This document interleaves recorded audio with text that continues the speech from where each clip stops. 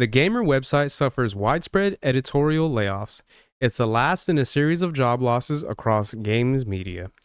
So, this is a topic I had seen the other day. I think it was yesterday or the day before.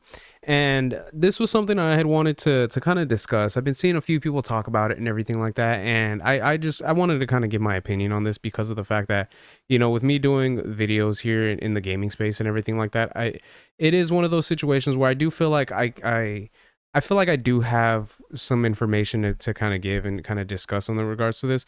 But at the same time, part of me is like, I haven't been in the gaming space too long. But yeah, seeing this is it, like, I can understand where a lot of the people are coming from. Now, this is some news that it's a bittersweet in the sense that it's bitter in the sense that some people out there are losing their jobs, and that's never a good thing. You know what I mean? That sucks because at the end of the day, I'm sure this was many people's livelihoods, and the fact that they're out of work, it means that they're gonna have to try to figure something out. But at the same time, it is sweet because of the fact that a lot of these people, these quote unquote journalists and writers and everything like that, at the end of the day, they're more so like activists than they were actual journalists.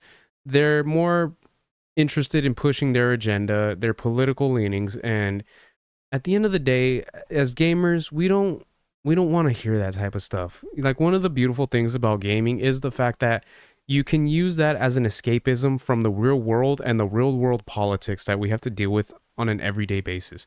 Especially right with, the way things are going right now politically. There's so many people out there that are just divided. You know what I mean? We are a divided society, and it is unfortunate. And I don't want to get like too into politics or nothing like that. That's not what this channel is about. But seeing that there's websites out there that are like the gamer, they don't help in the sense that they're more, it's like they're more focused on trying to divide because they want to give their what they consider their holier than thou opinions and kind of lecture gamers and kind of tell them what they can and can't do in a sense when it comes down to the gaming world. And that's one of the annoying things, especially because at the end of the day, like, gaming used to be just all about fun. You know what I mean? Enjoying the gaming experience, being able to meet new people that also want to have that experience. But and then after a while, it started getting towards where a lot of these journalists and quote unquote journalists and that are pretty much activists have come in and started trying to lecture people and trying to tell them what they should be doing and how they should be going about, the gaming industry and everything like that. And it's become tiresome. It's become very tiresome. It's become very annoying, and it's evident that that's, the case with the fact that there's so many of these layoffs. And yeah, it's an interesting thing to say for sure, especially considering that when you look at, like, let's say we're gonna check out this post right here on Twitter, the kind of the response that people are giving. So this person, Jade King, had wrote, Valnet unfortunately let go of the entire The Gamer features team today alongside several other staff members, many incredibly talented and hardworking writers I've had the pleasure of working with over the past several years. And just got more to say here. I don't really care about that, but it's you start seeing the responses that people have. So we have the first one right here. So if they would be talented and hardworking, then there would be no layoffs. So I mean, there's, in a sense, that is true. And then, could it happen to a more deserving group? Congrats, guys. Anyways, you can put the fries in the bag now. And then they got the meme, a journalist degree, huh? Yeah, I have fries with that. So pretty much stating that, your journalism degree doesn't mean nothing here. And you obviously you got laid off, so you're probably gonna have to be looking for another job. So they're like recommending, something like a fast food. And I've been hearing that a lot when it comes down to a lot of these activists and everything like that, these journalists that have been making these comments, that there's a lot of them out there that are starting to kind of learn that their activism isn't working in this space because of the fact that gamers are rejecting it. We don't want to be lectured to. We don't want to be told that we're bad people because we like this or we like that. You know, like with the whole, females being attractive in video games. It's like, oh, if you want an attractive female that's half naked, then you're just some gooner that, is an incel, and just, you need to look inward and try to change that. And it's like, well, no, that's always what gaming has been about.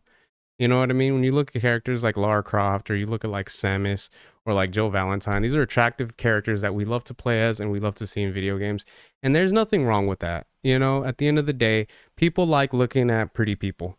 You know what I mean? So it's trying to make it seem like that's a bad thing is just it's very stupid. And then we got a couple more replies here. So activism aren't journalists, so there's that.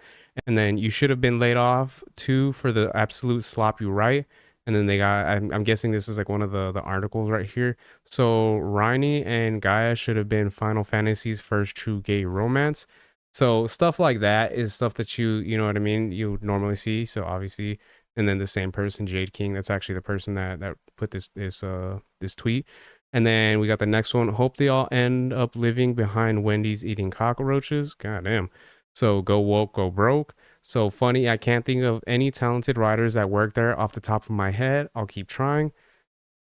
Yeah, it's a lot of negative stuff. So Christmas comes early this year, and they got the Harry Potter. And then here's another one. This is this one of them. Oh no, gamers are terrible people, and we should stop being okay with it.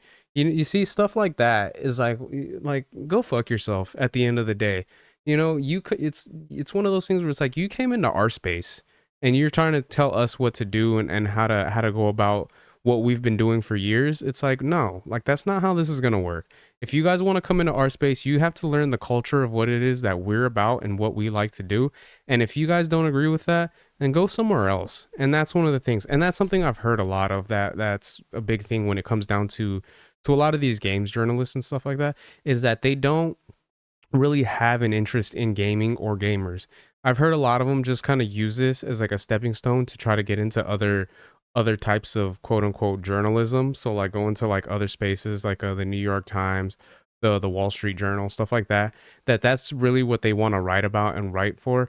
But they go to these gaming websites and then they pretty much write there and try to see if they can push their way up into the space from there. And I've heard that that's quite a big thing that happens a lot in this space and everything like that. And when you see articles like this, it does kind of show that that is the case, that that's something that is true. And then we got some more. So oh no, anyways, and then we got Doctor Evil, the evil laughter, got Kermit drinking. So yeah, it's just it seems like it's very negative from the fan base. And then we got what we got here. So ha ha ha. And then Hogwarts Legacy made us ignore transphobia. So what's next? And then it says right here, gamers are pretty spineless. So yeah, man, just stuff like that is kind of like, well, at the end of the day, if you guys are gonna be trying to talk to gamers like that and kind of criticize them in that regard, that's what you get. You know, it's they like I said, they had to learn the hard way that if you're gonna criticize the people that you're writing for and the main people who would be willing to actually read your articles and stuff like that, you can't be surprised when stuff like this happens, when layoffs start happening because of the fact that gamers they don't care what you guys have to say. And one of the articles that comes to mind as well was one that I had seen when it came down to Sonic 3 coming out. And then at the end of the Sonic 3, for anyone that doesn't know, this is going to be a spoiler alert, but at the end of the Sonic 3 movie, it's one of those things where you see Sonic, he's in like a field, and then he sees I think it's Metal Sonic, so it's like the robot version of Sonic, and then a mystery character comes in and kind of saves him, and then you find out that that mystery character is Amy, and they did an article. It was TheGamer where they were saying like, oh, Sonic needs to be a giant simp for Amy, kind of a thing. So stuff like that is kind of like, no, the main character of this video game franchise, who's been a main character for years and that so many people know and love, doesn't have to be a simp for the chick in the franchise that he has a relationship with, and a chick in the franchise that not only he has a relationship with, but is the where the relationship between them is actually the other way around, where Amy is like smitten by Sonic and she's very like obsessed with him and always wants to kind of grab his attention and everything like that. Well, he's kind of standoffish with her because of the way that she acts towards him.